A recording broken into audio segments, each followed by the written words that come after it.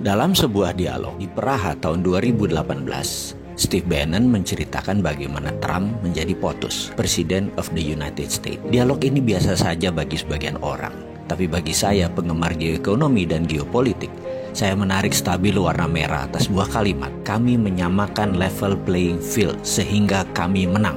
Kalimat inilah yang menjadi dasar analisa saya, sehingga jadi memahami apa yang dimaksud dengan tim Trump untuk kebijakan luar negeri yang akan menguntungkan Amerika.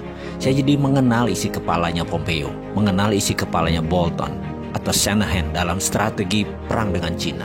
Kesimpulan, Amerika versus Cina saat ini bukan perang dagang, tapi perang ideologi. Menurut pengamat intelijen ekonomi, A.V. Temames yang berdomisili di London, hal inilah yang membuat banyak para analis salah baca, terutama analis ekonomi. Dikira Cina dan Amerika itu perang dagang biasa, perang ekonomi, hanya karena merasa sepertinya Amerika kalah dengan impor Cina yang besar masuk ke Amerika sehingga pasang tarif masuk tinggi agar barang di Cina itu mahal. Negara Amerika untung dari tarif pajak masuknya barang Cina yang ditinggikan, dan juga imbas produk hasil manufaktur di Amerika jadi bisa berjualan karena harga mereka kompetitif itu di dalam Amerika.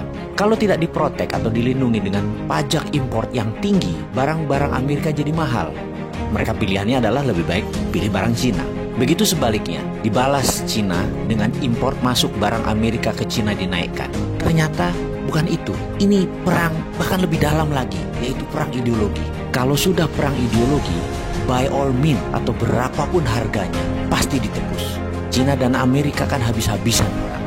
Lalu bagaimana dengan Indonesia? Ada baiknya Indonesia membangun platform sendiri tentang teknologi. Karena begitu kedua negara ini berperang lebih dalam, Indonesia jangan-jangan tidak berkutik. Karena keduanya, negara Cina dan Amerika, Indonesia bergantung pada teknologi kedua negara tersebut. Jadi kita meniru apa yang dilakukan Cina 5 tahun terakhir, yaitu membangun swasta dengan perlindungan ketat atau protection. Misalnya, rem-rem itu dilindungi oleh pemerintah Cina. Facebook tidak boleh masuk Cina sampai rem-rem menguasai 80% pasar di Cina. Didi switching, online transportation. Setelah menguasai 80% pasar Cina, Uber baru boleh masuk.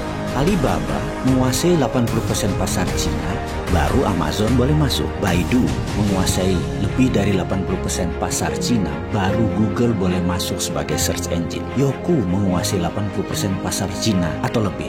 YouTube baru boleh masuk, dan masuknya pun asing tersebut sampai dibatasi sampai saat ini. Indonesia kalau mau maju, aplikasi anak negeri dilindungi terlebih dahulu. Sekarang perang dagang Cina Amerika sedang memanas. Indonesia ambil kesempatan. Anak bangsa buat fintechnya sendiri, buat Google versi Indonesianya sendiri, buat WeChat versi Indonesia sendiri, buat Facebook versi Indonesia sendiri, dan pastikan semua proyek itu diprotek oleh negara, dilindungi oleh negara. FBI asing masuk diatur, Google asing diatur, sosmed semua diatur yang dari luar negeri, dan produk Indonesia diberi fasilitas penuh kemudahan. Yakinlah 1-2 tahun ke depan anak bangsa bisa membuat dan melaksanakan proyek tersebut, sehingga pada tahun 2021 sewaktu puncaknya perang dua negara, Indonesia sudah punya semuanya. Kita tidak tergantung pada Cina dan Amerika. Saya yakin Amerika pasti akan mematikan sosmed mereka, internet mereka, satelit mereka, karena itu adalah strategi perang, battle space namanya, penaklukan ruang udara. Tapi kalau Indonesia punya semua